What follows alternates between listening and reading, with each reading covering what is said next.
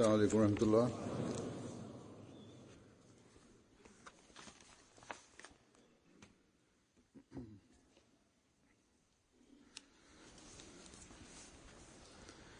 أشهد أن لا إله إلا الله وحده لا شريك له وأشهد أن محمدا عبده ورسوله أما بعد فأعوذ بالله من الشيطان الرجيم بسم الله الرحمن الرحيم الحمد لله رب العالمين الرحمن الرحيم مالك يوم الدين إياك نعبد وإياك نستعين اهدنا الصراط المستقيم صراط الذين أنعمت عليهم غير المغضوب عليهم ولا الضالين.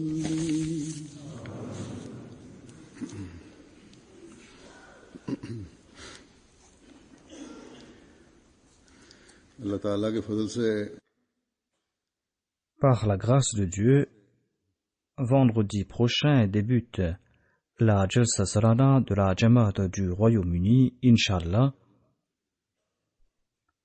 Depuis quelques semaines, les bénévoles sont en train de travailler à Hadiqatul Mahdi pour les préparatifs de la Jalsa Salana.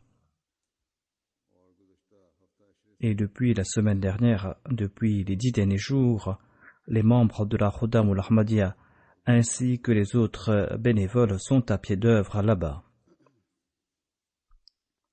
Il n'est pas aisé de mettre en place toute l'infrastructure de la Jalsa au plein milieu d'une forêt.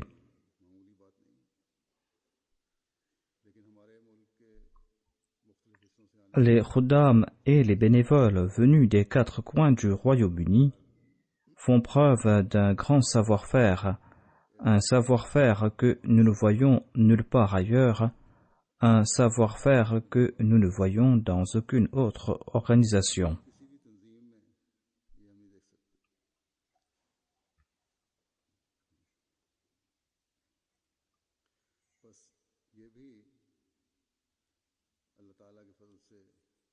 La passion qu'Allah a insufflée en ces jeunes après qu'ils aient prêté allégeance au Messie premier l'Islam est en soi une grande faveur divine.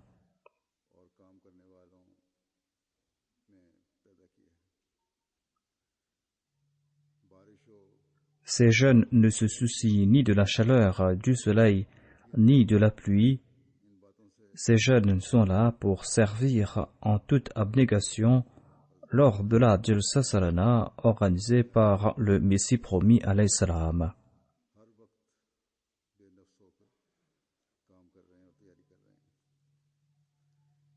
D'ailleurs, des milliers d'autres volontaires vont se présenter durant les autres jours de la Jalsa Salana afin de servir les invités et afin de faire tourner l'organisation de la Jalsa Salana. D'ailleurs, après la Jalsa Salana, il y a beaucoup à faire pour ramasser tout le matériel et pour tout mettre à l'abri.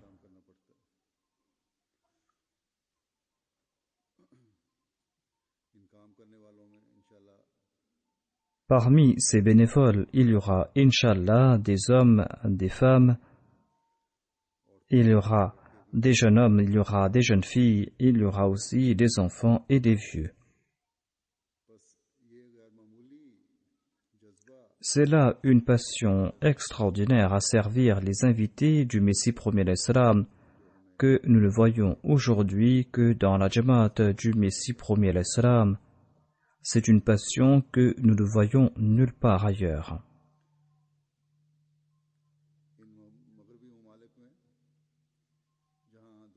En ce monde occidental, généralement tout le monde ne se soucie que de l'acquisition des biens de ce monde. C'est là la première priorité de tout le monde qui vit ici en Occident. Or, dans ce milieu, les jeunes Ahmadis sont en train d'offrir leur service en toute humilité et volontairement. Il nous incombe de prier constamment pour ces bénévoles, qu'Allah leur donne la possibilité de rendre de meilleurs services et qu'Allah les protège de tout mal, de tout souci et de toute souffrance. À l'endroit des bénévoles, j'évoquerai certains faits concernant l'hospitalité, comme à l'accoutumée, et parce que cela est aussi important.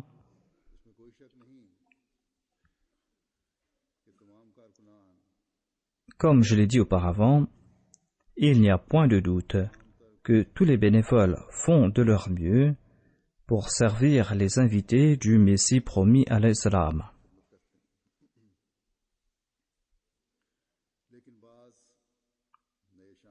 Or, il y a aussi des nouveaux venus parmi ces bénévoles.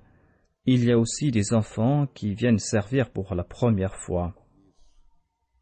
Et il est aussi important de faire des rappels pour les anciens bénévoles, des rappels concernant l'hospitalité, des rappels à la lumière des enseignements de l'islam, des rappels à la lumière de l'exemple du saint prophète Mohammed à lui, et de la conduite et des conseils du Messie premier alayhi salam, le serviteur parfait du saint prophète Mohammed sallallahu alayhi wa sallam. Il est important de répéter ces paroles afin que nous puissions offrir le meilleur service à nos invités. Dans le Saint-Coran, Allah a évoqué l'importance de l'hospitalité en citant la conduite du prophète Abraham, paix soit sur lui, sa conduite à l'égard de ses invités. Quand ses invités frappèrent à sa porte, la première chose qu'il a faite était de les accueillir à bras ouverts, de leur offrir la salutation de paix. Et il prépara immédiatement pour eux un repas. Dieu évoque aussi les soucis qu'avait le prophète Lot à l'égard de ses invités. Il avait peur que son peuple ne tourmente ses invités. Il avait peur pour la protection de ses invités. Ainsi donc, on doit se soucier du confort de ses invités. On doit se soucier du confort des invités car la souffrance de l'invité peut être la cause de l'humiliation de l'hôte. Voilà la leçon que nous devons tirer de ces exemples. La souffrance de l'invité n'est pas chose ordinaire. La souffrance de l'invité n'est pas quelque chose que l'on peut mettre de côté. La moindre souffrance que subit l'invité pourra être la cause d'embarrassement et d'humiliation pour l'hôte.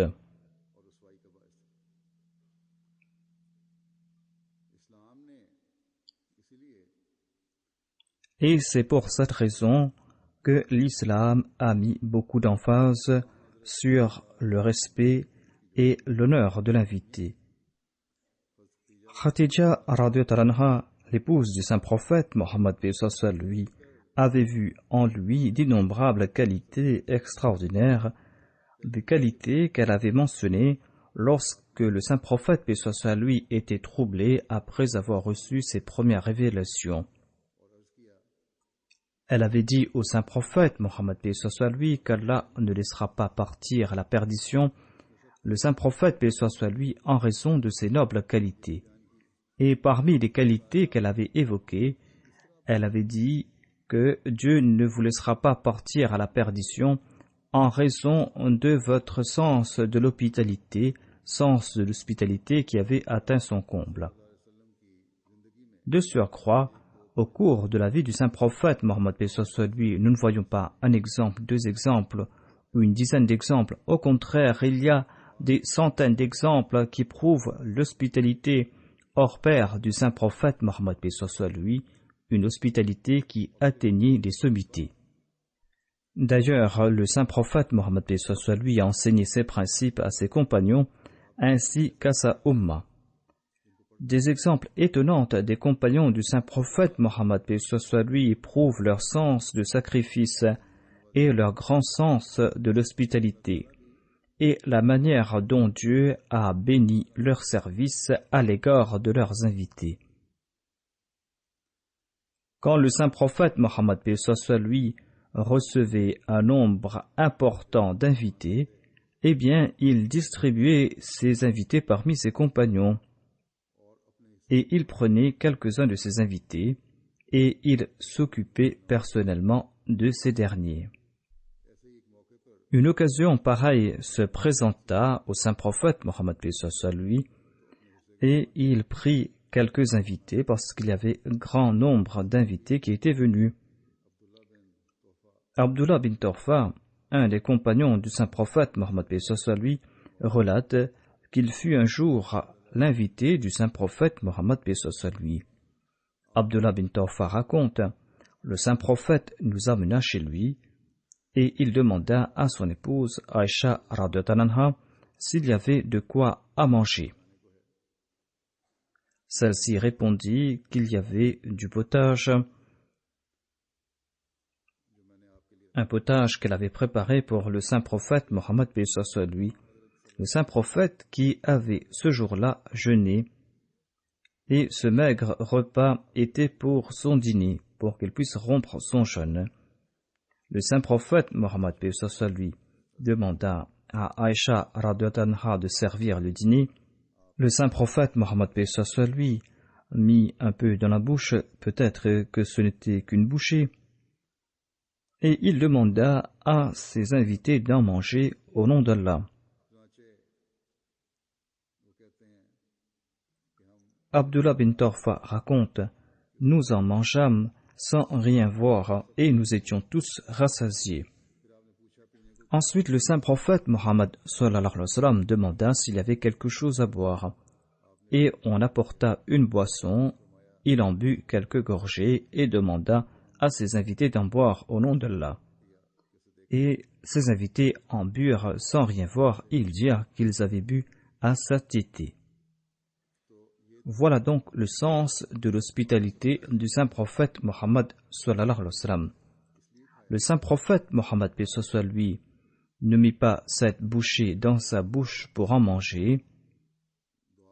Il l'avait mis tout simplement pour prier et pour bénir ce repas, afin que ce repas soit suffisant pour tous. Et ce repas fut béni, et ce repas fut suffisant pour tous ses invités. Il y a des douzaines de récits qui relatent comment le saint prophète Mohammed paix soit lui a nourri à satiété plusieurs personnes avec un peu de repas et comment il avait prié en ce sens et comment ce repas a été béni. Certains invités, quant à eux, créent des situations difficiles pour la hôte.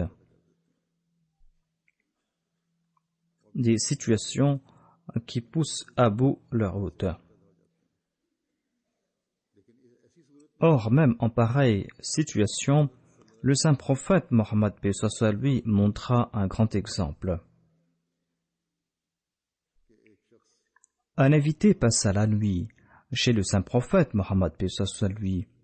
En raison de troubles intestinaux ou par méchanceté et en toute connaissance de cause, cet invité a sali le couchage que lui avait offert le saint prophète Mohammed paix soit lui, et il partit le matin sans rien dire. Au lieu de le critiquer, le saint prophète Mohammed paix soit lui lava en personne son lit. Ainsi, le saint prophète Mohammed paix soit lui nous montra, par son exemple, jusqu'à quel point s'acquitter de ses devoirs envers ses invités. En conséquence, nous voyons dans la vie de ses compagnons leur sens de sacrifice à l'égard de leurs invités.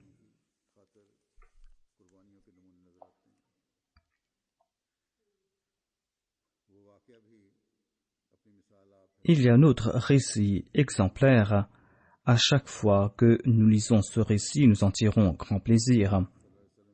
Il y avait un compagnon qui avait accueilli chez lui l'invité du saint prophète Mohammed à lui, et il avait fait dormir ses enfants sans rien leur donner à manger, et il n'avait rien mangé lui-même, mais il ne l'a pas laissé savoir à son invité.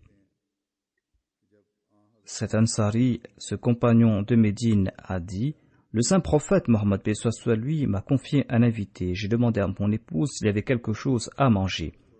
Elle m'a dit qu'il y avait un maigre repas qui était pour les enfants. Et ils se sont dit qu'ils vont endormir leurs enfants sans rien leur donner à manger, et qu'on va présenter le repas à un invité, et que l'on va éteindre la lampe. Pour quelque raison?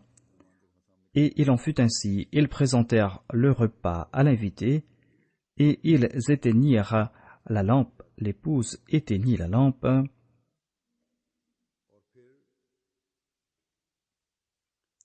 et ils se sont dit qu'ils vont faire semblant de manger avec l'invité dans l'obscurité.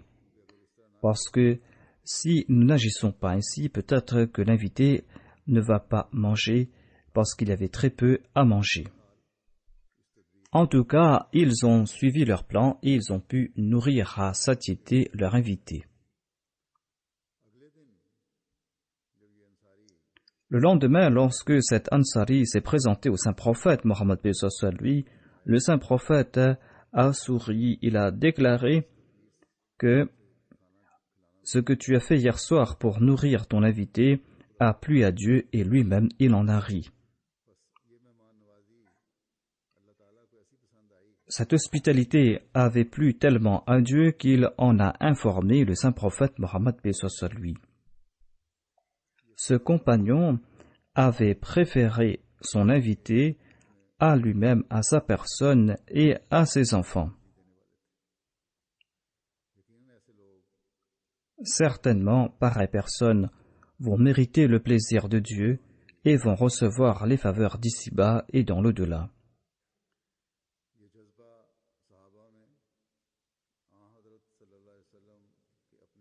Les compagnons étaient imbus d'une telle passion en raison de l'exemple du saint prophète Mohammed lui, parce qu'ils avaient vu l'exemple du saint prophète lui, parce qu'ils avaient suivi ses injonctions. Dans un autre récit, il est dit que le saint prophète Mohammed lui a déclaré que la personne qui croit en Dieu et au jour dernier doit dire de bonnes paroles ou doit maintenir le silence. La personne qui croit en Dieu et au jour dernier doit aussi honorer son voisin. La personne qui croit en Dieu et au jour dernier doit honorer son invité. Voilà la norme que doit atteindre le croyant. Lorsqu'on va parachever sa foi, l'on va mériter le plaisir de Dieu. Et lorsqu'on va mériter le plaisir de Dieu, c'est là que l'on va mériter les faveurs d'ici-bas et dans l'au-delà. Quand le saint prophète Mohammed confiait des invités à ses compagnons, il demandait à ses invités comment est-ce qu'ils ont été traités par leur hôte. Il est dit dans un récit qu'une délégation de la tribu Abdul Qais se présenta au saint prophète Mohammed lui, et le saint prophète Mohammed lui demanda aux musulmans de Médine, les Ansar, de s'occuper de ses invités. Les Ansar prirent avec eux ses invités, et le matin, lorsque ces invités se présentèrent à lui, le saint prophète, paix soit lui, leur demanda: comment vos hôtes se sont occupés de vous la nuit? Ils ont dit: ô envoyé d'Allah, ce sont de nobles gens. Ils nous ont offert des couchages confortables. Ils se sont souciés de notre confort. Ils nous ont préparé des repas succulents. et ils nous ont présenté les enseignements du livre de Dieu et de la sunna du prophète. Lors de leur rencontre, ils ont évoqué Allah et son prophète, paix soit lui.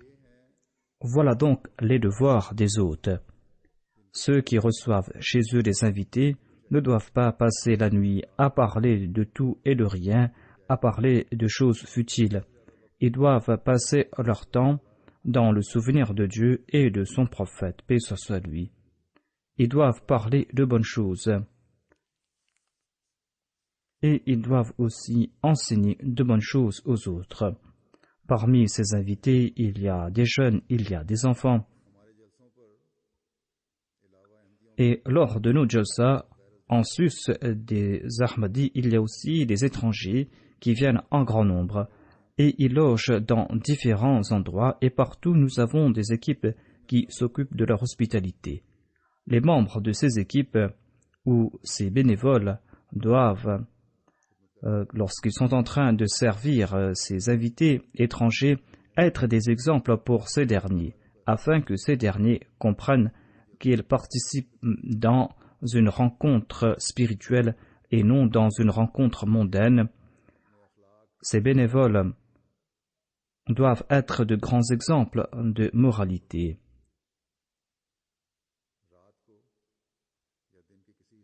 Lorsqu'ils sont libres à n'importe quel instant de la nuit ou de la journée, eh bien, au lieu de parler de tout et de rien, ils doivent parler de la religion, de la foi. Cela a de l'effet aussi sur les invités. Et ils vont comprendre que durant ces jours, ces gens se sont détournés entièrement de ce monde et ces gens se sont réunis uniquement pour la cause d'Allah. Et c'est pour cette raison qu'ils sont en train de servir Dieu. Et grâce à cela, ils vont aussi enseigner les préceptes de la foi à leurs invités. Ainsi, ce sera une forme de tablir de la part des bénévoles et ce sera une forme de tarbiya aussi de leur part. Un tablir et une tarbiya pour les jeunes et pour les enfants. La Jamaat Ahmadiyya a un grand voyage à accomplir. Les compagnons du saint prophète Mohammed lui ont compris cela et ils se sont acquittés de leur devoir d'hôte. Et j'ai cité l'exemple de cette délégation qui a reçu le meilleur traitement de la part de ces musulmans qui leur ont offert les meilleurs repas qu'ils avaient. Et ils se sont aussi souciés de leurs besoins spirituels, de leurs besoins intellectuels, des besoins qui avaient trait à la foi, afin que lorsqu'ils retournent chez eux, ces invités puissent faire la tarbiya de l'approche de la meilleure façon et afin qu'ils puissent de la meilleure façon transmettre aux gens de leur région le message de l'islam. Nous avons dans notre organisation un département de tarbiya, de réforme morale et spirituelle et une équipe de tablir. Et il y a plusieurs sessions qu'on organise pendant la nuit avec les gens de différentes nationalités.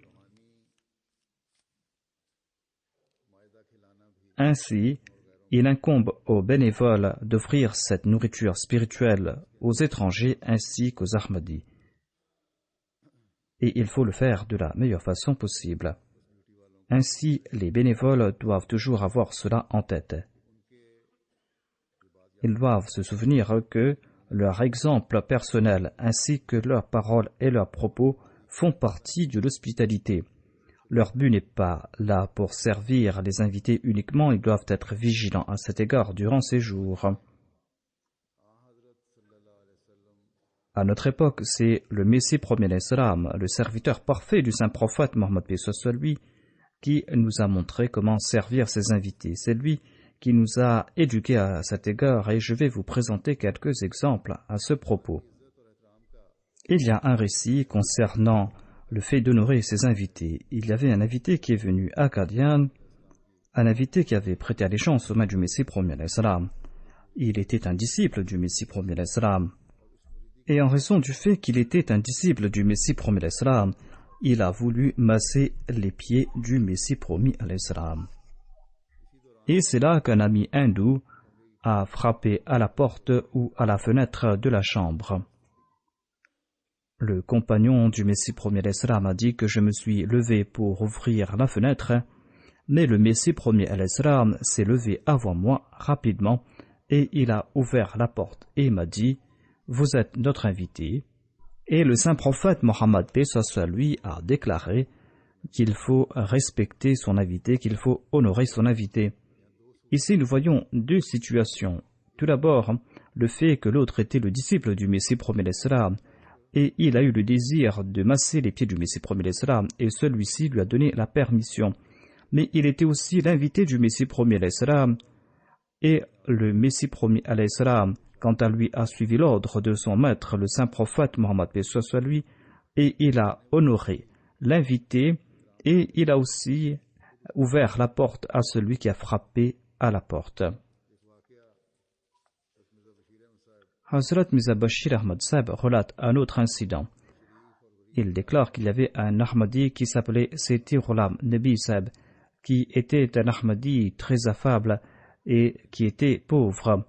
Cet Ahmadi a rapporté à Mirza Bashir Ahmad Sahib qu'un jour je suis venu rencontrer le Messie premier al-Islam à Qadian. Il faisait froid, c'était l'hiver et il pleuvait. Je suis arrivé à Qadian dans la soirée. La nuit, lorsque j'ai terminé mon dîner, lorsque c'était en plein milieu de la nuit, quelqu'un a frappé à ma porte. J'ai ouvert la porte et j'ai vu le Messie premier al-Islam qui était là devant moi.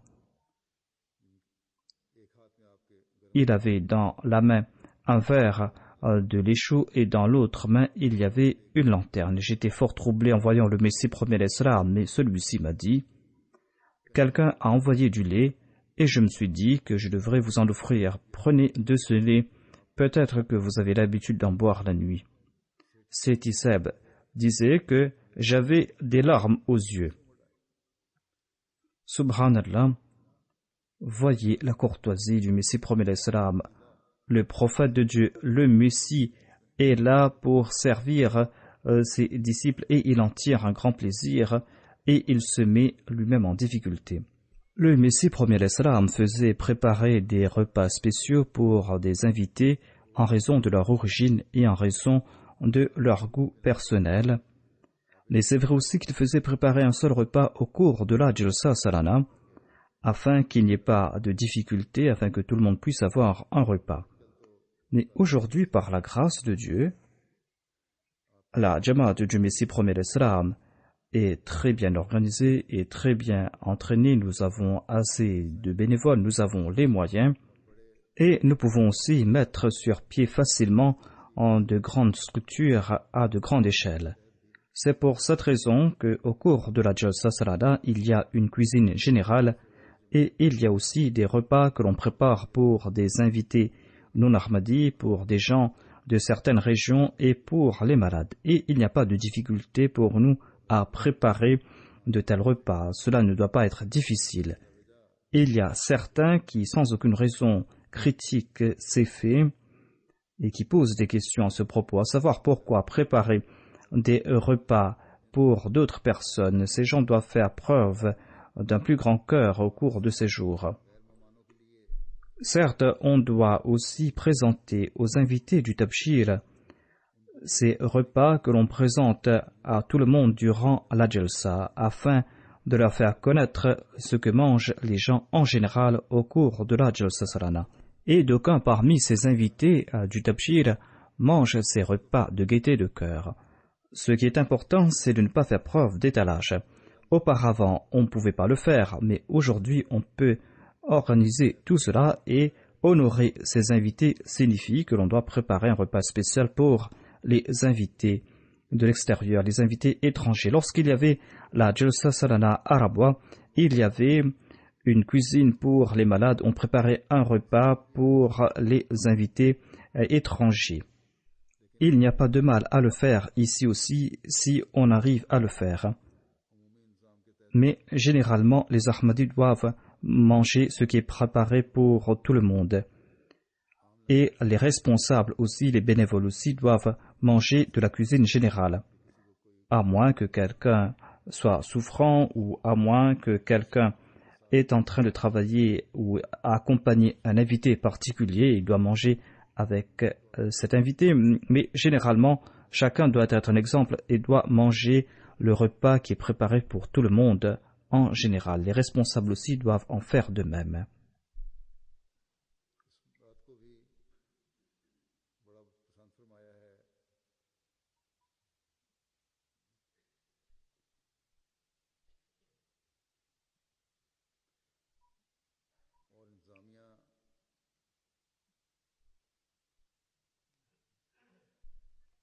Le Messie promis à l'Islam a apprécié le fait que l'on ne fasse pas de formalité, qu'il n'y ait pas de formalité ou d'étalage. Et il a aussi apprécié le fait que l'on accorde un traitement particulier à certains invités particuliers. À une occasion, à l'époque du Messie promis l'Islam, on n'avait pas offert de repas à certains invités. Ces invités n'avaient pas reçu de repas approprié. C'était là une erreur de la part des responsables et ils ont négligé ces invités. Dieu a informé le Messie promis l'Islam à propos de cet incident, à savoir que l'on avait négligé certains invités. Et il a déclaré, Dieu m'a informé la nuit, que pendant la nuit, on a fait preuve d'ostentation dans la cuisine. On ne s'est pas bien occupé de certains invités, on a offert un repas à certains invités et pas à d'autres. On n'a pas servi tous les invités de la même manière. C'est pour cette raison que pour 6 mois, il a limogé les responsables de la cuisine. En dépit de son indulgence, eh bien, le Messie promis à l'Islam n'endurait pas le fait que l'on fasse preuve d'ostentation à l'égard de certains invités ou qu'il y ait des manquements à cet égard. Et il a puni les responsables et il a pris entre ses mains les rênes de la cuisine. Ainsi, les responsables du département de l'hospitalité doivent être très vigilants. Il faut faire en sorte que personne ne souffre. Ainsi donc, le département de l'hospitalité est un département très important de la Jalsa Salana. Le fait que les tâches de ce département débutent à l'heure et se déroulent bien a un impact positif sur les autres départements. L'hospitalité ne concerne pas uniquement la cuisine ou le fait de servir les invités. Cela concerne la cuisine, cela concerne certes le service des invités, cela concerne aussi le stockage et l'approvisionnement. S'il y a des retards dans l'approvisionnement, eh bien, les repas seront préparés en retard. On ne pourra pas offrir les repas à l'heure et les programmes de la Jalsa ne vont pas débuter à l'heure. Dans le département de l'hospitalité, il y a aussi le département des logements, le fait d'offrir des couchages aux invités qui sont sous la responsabilité de la Jamaat. Cela concerne aussi la propreté en général et la propreté des toilettes.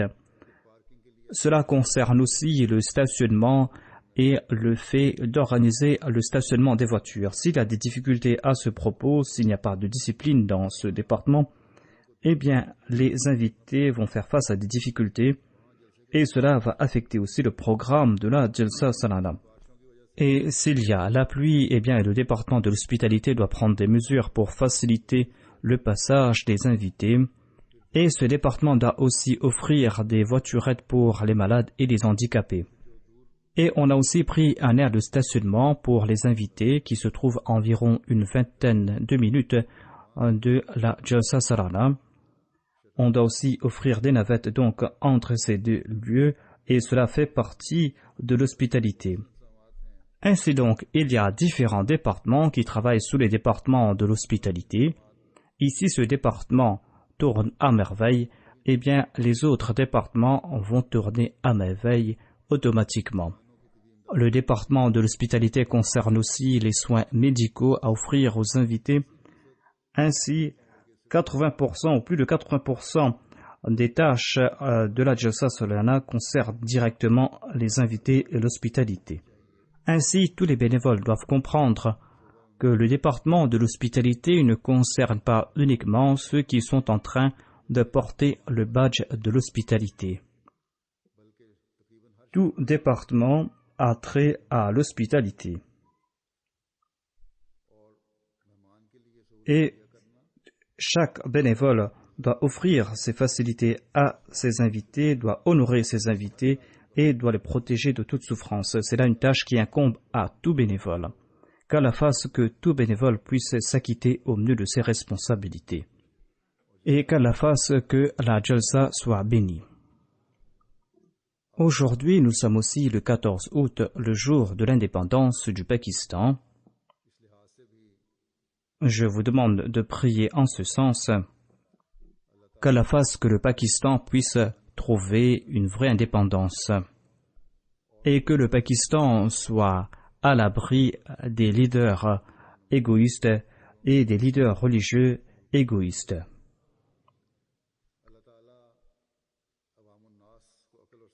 Qu'Allah accorde aussi perspicacité et sagesse à la population, afin qu'elle puisse choisir de tels leaders qui vont s'acquitter de leurs charges en toute honnêteté. Qu'Allah fasse qu'ils comprennent tous que le salut de ce pays et la garantie contre ces malheurs se trouve dans la justice et se trouve dans le respect de ses devoirs à l'égard d'autrui. Le salut de ce pays se trouve dans le fait que l'on mette fin aux atrocités. Le salut de ce pays se trouve dans le fait que l'on se tourne vers Dieu.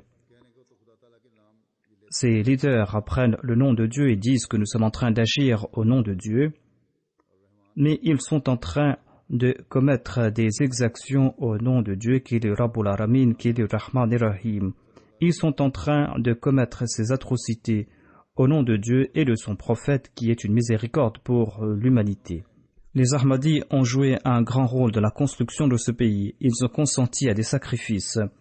On est en train de commettre des atrocités à l'encontre des Ahmadis, mais en tout cas, les Ahmadis pakistanais, là où ils se trouvent, seront toujours fidèles envers leur pays et on doit prier en ce sens. Qu'Allah protège ce pays et qu'Allah libère ce pays des injustes et des égoïstes. Les ennemis de ce pays ne se trouvent pas à l'extérieur, mais se trouvent à l'intérieur. Ce pays est en danger de ses ennemis de l'intérieur, de ses leaders égoïstes et de ses ulémas égoïstes. Si ces gens gèrent ce pays en craignant Dieu, eh bien, aucune force externe ne pourra toucher ce pays. En tout cas, les Ahmadis pakistanais doivent prier pour leur pays. Ils doivent prier pour qu'Allah protège les Ahmadis pakistanais pour qu'ils puissent leur accorder la vraie liberté et que ce pays puisse continuer à exister. Après la prière de Juma, je vais diriger la prière funéraire de plusieurs personnes.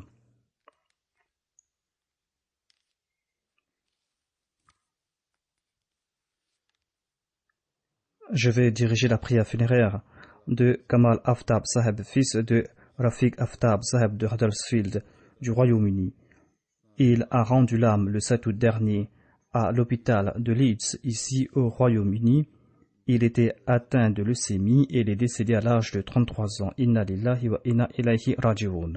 Le défunt a pu servir la Jamaat en plusieurs qualités. Au moment de son décès, il était le caïd régional de la Khuddam al-Ahmadiyya du Yorkshire et secrétaire Tarbiya de la Jamaat de Huddersfield South. Lors de son séjour à l'hôpital durant ces derniers jours, il avait de sa chambre d'hôpital lancé une campagne pour récolter 50 000 livres sterling pour la recherche sur la leucémie. Jusqu'à son dernier souffle, il s'occupait en toute abnégation de plusieurs projets dans le domaine de l'humanitaire et le tabligh. Il était d'une grande sincérité et fidélité à l'égard du califat. En dépit de sa maladie et de sa faiblesse, il a suivi de sa chambre d'hôpital mon discours en direct lors de l'Ijtema de la Khuddam al-Ahmadiyya du Royaume-Uni. Un journal national, le Guardian, lui a décerné le prix de bénévole de l'année 2014.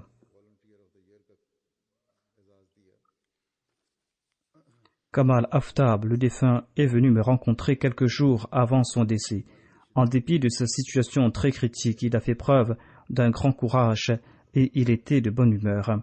Il ne laissait pas entrevoir qu'il souffrait, en dépit du fait qu'il souffrait beaucoup durant ces moments. Il faisait preuve d'une grande sincérité à l'égard du califat, comme il l'a toujours fait. Son frère Farouk Aftab relate que le défunt était l'arrière-petit-fils de Hazrat Sayyid Ala Deta, un compagnon du Messie premier l'Islam. En 1953 et en 1974, lors des troubles anti-Ahmadi, on lança plusieurs attaques contre la maison du grand-père du défunt, Jamaluddin Saheb. Celui-ci a été emprisonné pour 6 mois. Kamal Aftab, le défunt, était très amical, très aimable, très patient. Il était toujours prêt à servir les autres, à aider les autres. Les Ahmadis et les non-Ahmadis sont tous pleins d'éloges à son égard. Et tout le monde n'a fait que ses éloges.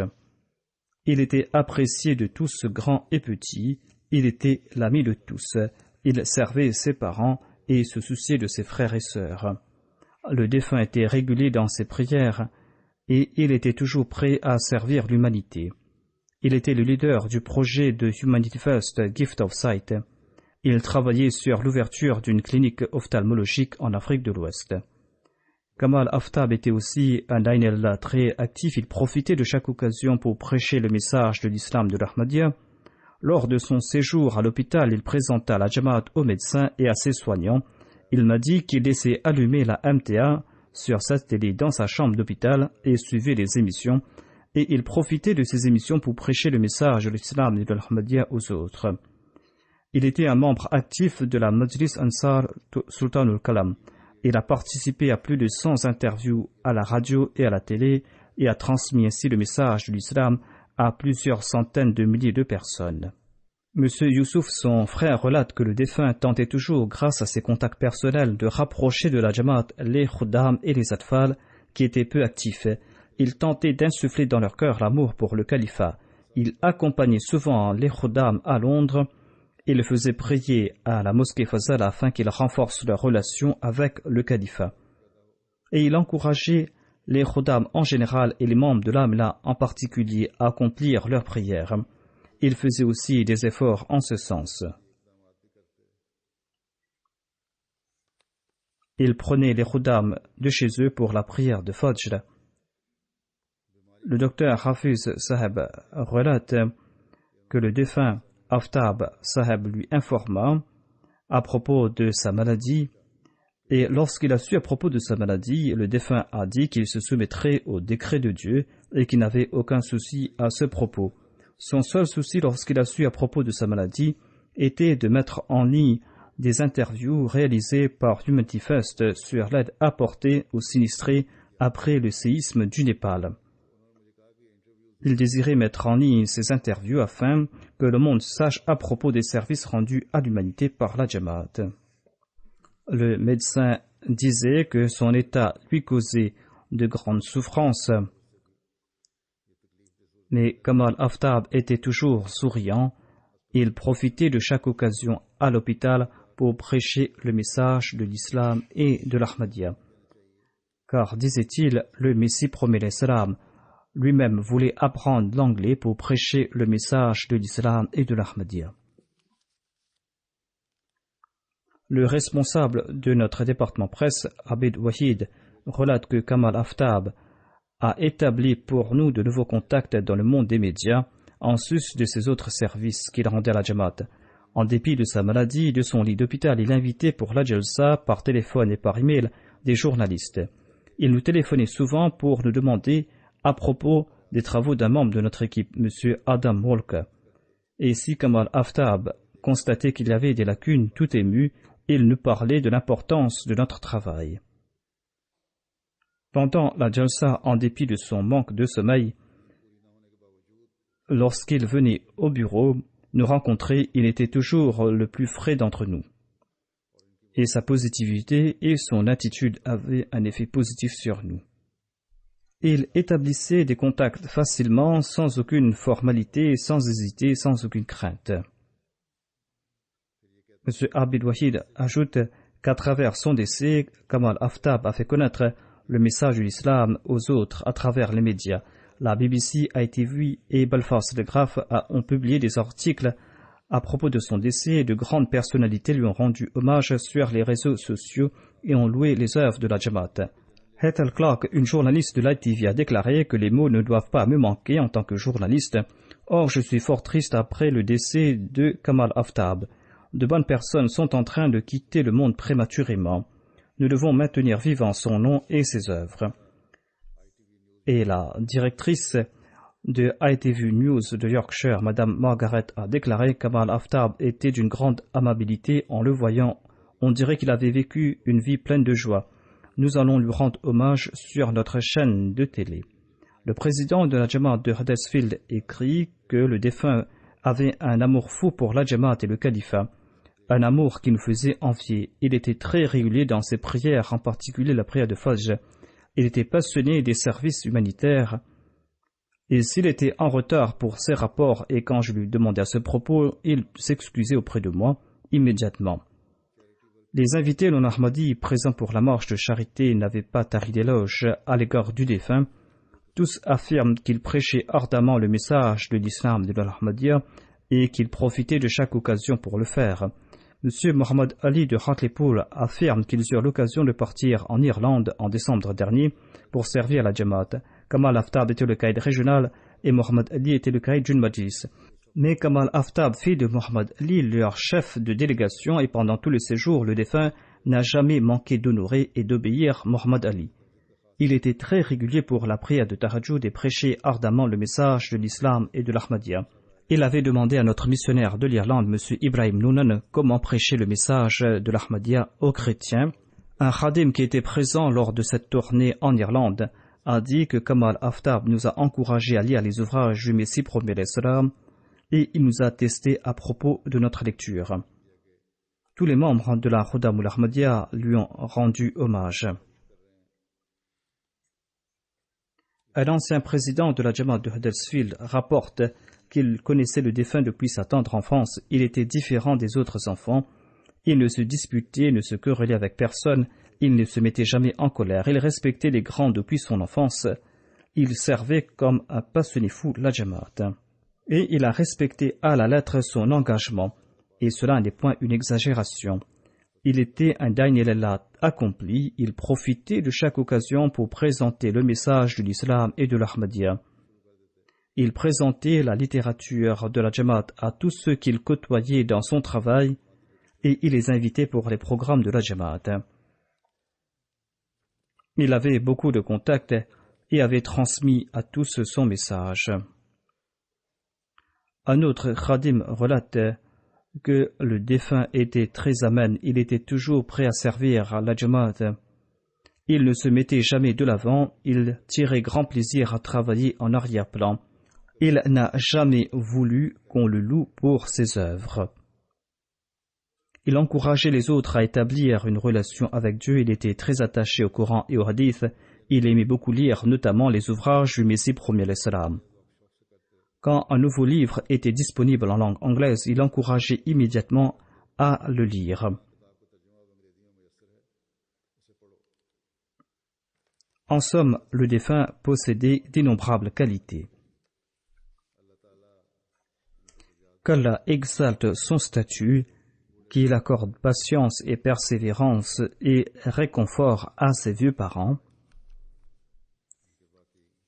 Qu'Allah accorde aussi patience à ses proches et à ses frères et sœurs.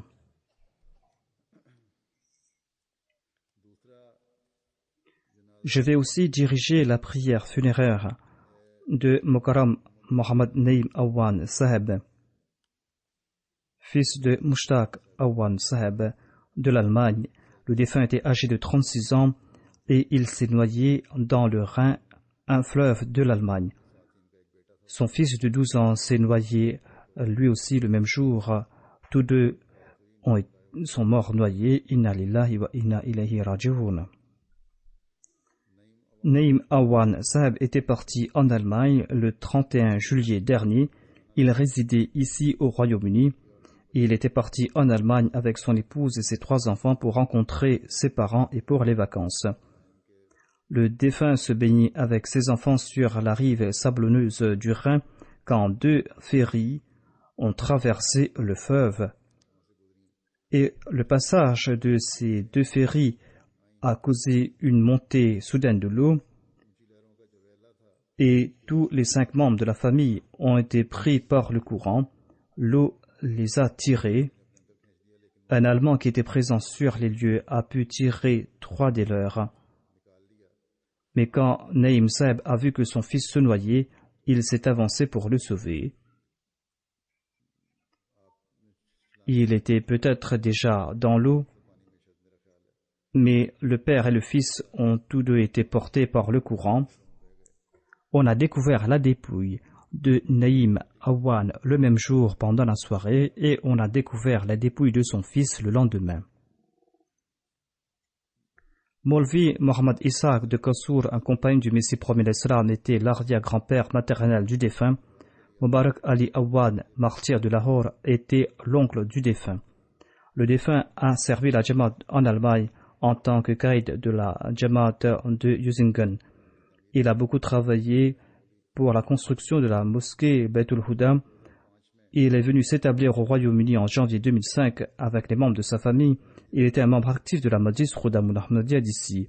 Il venait régulièrement aux prières et il assurait aussi la sécurité sur les lieux de la communauté. Il participait aussi dans d'autres travaux de la Jamaat. En 2012, il a eu l'occasion d'accomplir l'Umrah. Il était très humble, très aimable et très amical. Il laisse derrière lui son épouse et 2 filles, Razia Awan qui a 10 ans et Natasha Awan qui a 14 ans, ses 2 parents, 3 frères et ses sœurs qui lui sont tous ses cadets. Farouk Aftab, le Murtamid de la Khudamul Ahmadiyya et qui est le frère de Kamal Aftab, la première personne décédée que j'ai mentionnée, eh bien, M. Farouk Aftab déclare à propos de Mohammad Naïm Awan que je connais le défunt depuis plusieurs années. Il était d'une grande amabilité, il était toujours prêt à servir les autres. Jusqu'à récemment, il a fait face à de grandes difficultés, mais il n'a mentionné cela à personne et n'a demandé l'aide de personne. Il était un exemple. Le caïd de la Halqa de la mosquée de Londres affirme que Mohammad Naïm Awan était toujours prêt à aider les autres, mais n'aimait pas être un fardeau pour les autres. Et il n'a jamais fait part de ses difficultés à personne. Le président de la Jamaat de Battenberg, en Allemagne, relate que nous avions organisé une rencontre le 3 août dernier avec les invités allemands. Quand je suis parti à notre centre pour voir l'avancée des travaux, eh bien j'ai vu que Naïm Awan était là-bas et il était en train de donner un coup de main. Il était venu rencontrer ses parents et ses frères et sœurs. Il était content de me rencontrer. Il m'a dit qu'il avait accompagné son frère afin qu'il puisse aider pour cette rencontre, afin qu'il fasse partie de cette rencontre.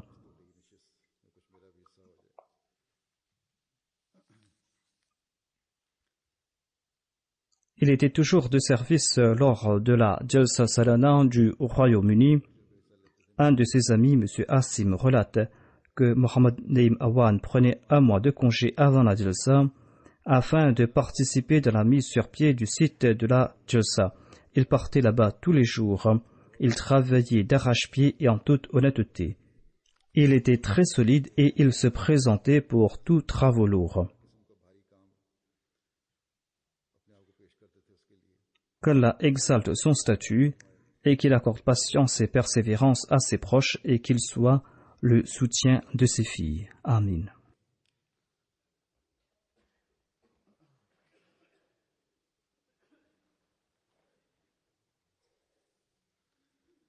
Alhamdulillah, nahmaduhu